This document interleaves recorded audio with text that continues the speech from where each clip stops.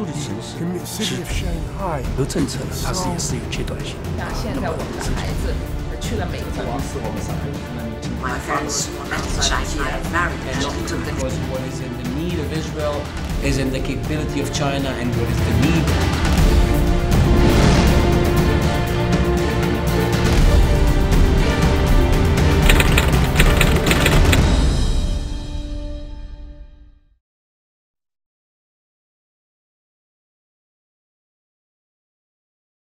November of 1938, my father was arrested by the Nazis and put in a concentration camp.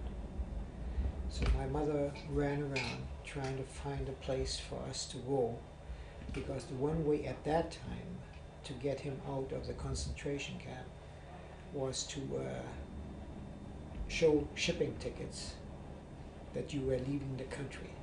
My father-in-law, Noah Goldman, negotiated with a German Gestapo agent with money and drugs and drinks and whatever it took to enable them to get 6 visas to get out of Germany.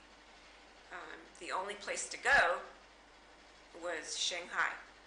It was the only open port left in the world, practically, for Jewish people to come into.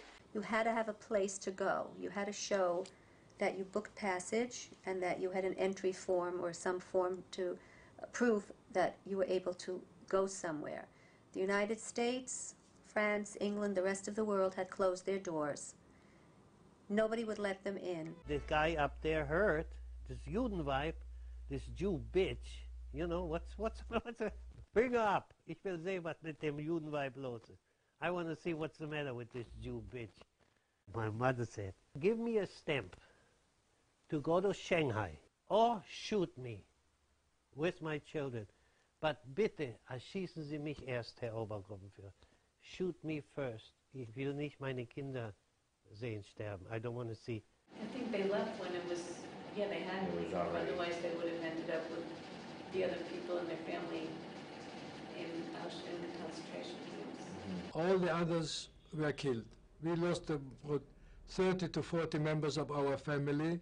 30 to 40? Yes. Uncles, aunts, cousins.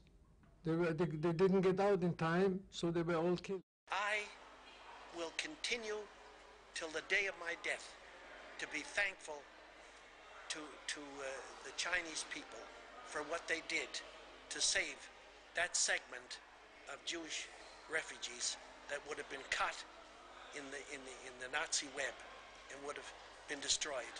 And just to take it a step further, I owe the meeting of finding my wife. It was only through their efforts. Otherwise, they would have been cut in Austria. If they weren't allowed to come to China, they would have been deported to the death camps, and I wouldn't have my wife today and my 2 daughters. That was the time when the maximum number of refugees like us were arriving.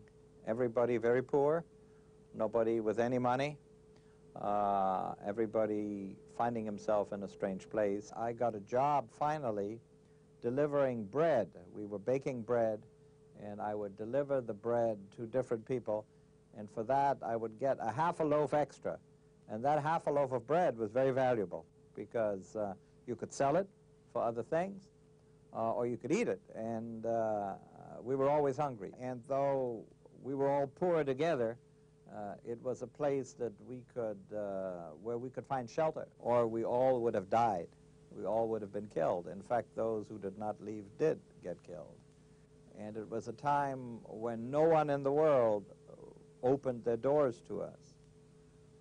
But because of historical circumstance, even though Shanghai had a lot of problems of its own, Shanghai did open its doors. I want to thank the Chinese for their welcome and their kindness to us. Thank you. In the first week of the war, we left Warsaw, the bombs were falling, and we went to Vilna because that was outside the war. In Vilna, the war got closer, and we got a transit visa from the Japanese consul Sugihara. Then the Japanese said, just a moment, you're here on a transit visa, you have to go on.